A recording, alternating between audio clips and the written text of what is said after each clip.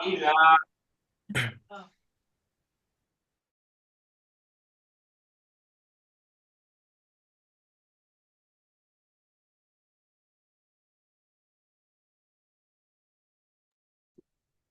Assalamualaikum warahmatullahi wabarakatuh. Sebelumnya perkenalkan nama saya Firman Adam Saleh dengan anggota saya Gilang Samura dan Rian Despiano.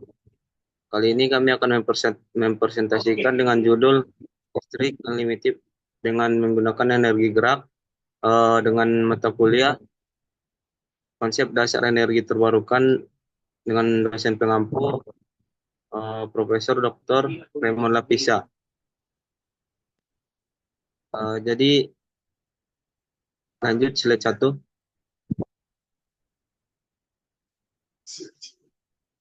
Mungkin saya akan menjelaskan tentang materi pertama ini yaitu pendahuluan. Pembangunan pembangunan infrastruktur listrik di Indonesia masih menghadapi banyak tantangan seperti belum tersedianya listrik di sejumlah daerah, tingginya biaya produksi listrik, serta masalah pemadaman akibat infrastruktur yang kurang memadai. Upaya alternatif seperti penggunaan genset atau inovasi seperti memanfaatkan energi gerak dari sepeda menjadi solusi sementara untuk memenuhi kebutuhan listrik.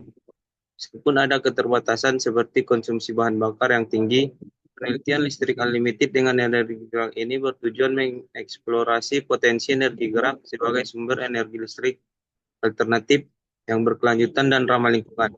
Studi ini memetakan teknologi konversi energi gerak menjadi listrik dan berbagai sumber, seperti gerakan manusia, getaran mesin, aliran air, dan angin. Analisis mencakup aspek teknis, lingkungan, ekonomi, sosial untuk mengevaluasi kelayakan teknologi ini dalam skala besar. Jadi, di sini kami mendesain alat, itu rancangan desainnya. Desain akan dimulai dengan analisis mendalam terhadap berbagai sumber energi gerak potensial, mulai dari getaran mikroskopis hingga gerakan makro yang terjadi di lingkungan sekitar. Konsep dasar perencanaan akan fokus pada menciptakan sistem modular yang mampu mengekstraksi energi dari berbagai sumber gerak dengan tingkat efisiensi maksimal.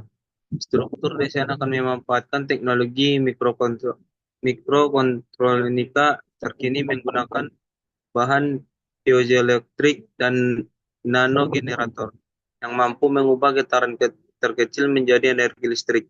Pendekatan multisumber akan menjadi karakteristik utama desain, dimungkinkan melalui pengembangan generator hibrid yang dapat menangkap energi dari berbagai jenis gerakan secara simultan. Sistem akan dirancang dengan fleksibilitas tinggi, memungkinkan integrasi pada berbagai platform, mulai dari infrastruktur perkotaan, perangkat elektronik, hingga sistem transportasi.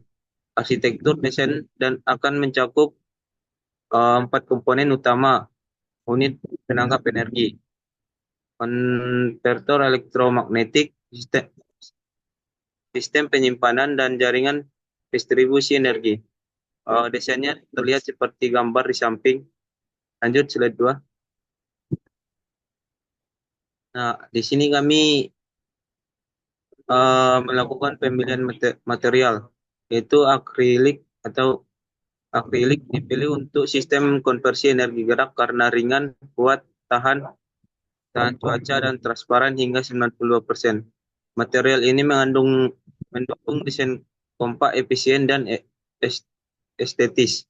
Keunggulan lain meliputi konduktivitas termal rendah, ramah lingkungan, dan dapat didaur ulang. Akrilik dimodifikasi dengan lapisan piezoelektrik dan nano generator untuk meningkatkan efisiensi tanpa mengurangi kualitas. Proses laser cutting dan pencetakan 3D memungkinkan desain fleksibel, menjadikannya ideal untuk teknologi energi alternatif berkelanjutan. Lanjut.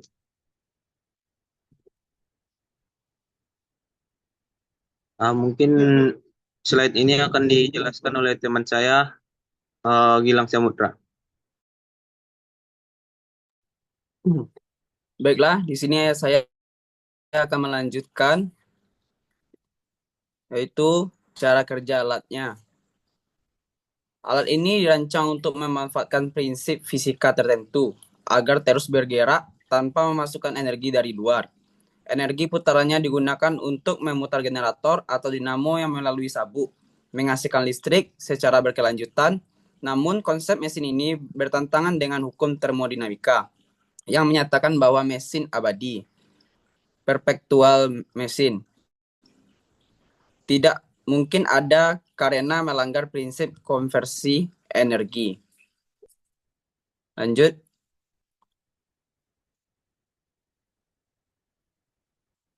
Baik, di sini pada bagian-bagian alat, yang pertama ialah generator, bisa disebut juga dengan dinamo. Dinamo adalah generator listrik pertama yang menghasilkan arus searah DC menggunakan komutator. Meski menjadi dasar pengembangan motor listrik dan alternator AC, dinamo kini jarang digunakan karena alternator lebih efisien, andal, dan ekonomis. Kelemahan utama dinamo adalah komutator mekanis, sedangkan konversi AC ke DC kini lebih efektif dengan teknologi modern seperti penyerah solid state. Lanjut.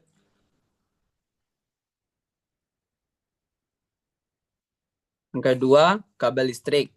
Kabel listrik yang dalam bahasa Inggrisnya bisa disebut dengan electrical kabel adalah semua media yang digunakan untuk menghantarkan arus listrik. Kabel ini terdiri dari konduktor dan isolator. Konduktor atau bahan penghantar listrik yang umumnya digunakan dalam kabel listrik adalah tembaga dan aluminium. Meskipun ada beberapa yang menggunakan perak dan emas sebagai konduktor, namun penggunaan bahan-bahan tersebut sangat jarang karena harganya sangat mahal. Sementara itu, isolator atau bahan yang sulit atau tidak dapat menghantarkan listrik digunakan dalam kabel listrik sebagai lapisan pelindung. Lanjut.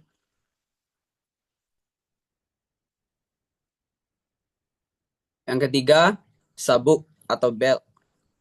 Pulley atau belt adalah pasangan elemen mesin yang digunakan untuk mentransmisikan daya dari satu poros ke poros lain. Perbandingan kecepatan antara poros penggerak dan poros yang digerakkan tergantung pada perbandingan diameter pulley yang digunakan.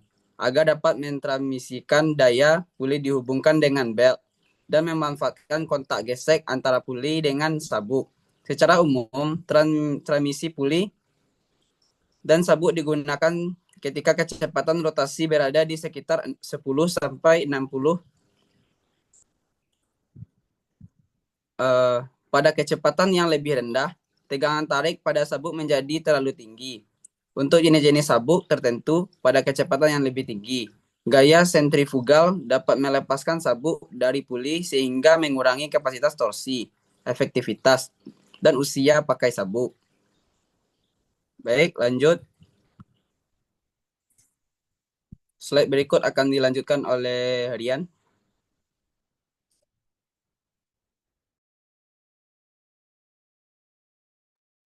Baiklah, saya akan melanjutkan pembahasan materi, yaitu analisis produk sejenis. Eh, dalam konteks pengembangan energi listrik menggunakan energi gerak, terdapat beberapa produk sejenis yang dapat dijadikan acuan. Salah satunya adalah lampu sepeda dengan dinamo yang mengubah energi gerak roda sepeda menjadi listrik untuk menyalakan lampu. Produk sangat ramah lingkungan karena tidak membutuhkan baterai, namun hanya dapat eh, berfungsi pada roda sepeda bergerak dan tidak dapat menyimpan energi. Selain itu, ada pula generator piezoelektrik yang memanfaatkan tekanan atau getaran mekanis untuk menghasilkan listrik melakukan material khusus. Teknologi ini cocok untuk perangkat kecil seperti sensor, tetapi memiliki keterbatasan dalam jumlah energi yang dihasilkan, sehingga tidak mencukupi untuk kebutuhan rumah tangga.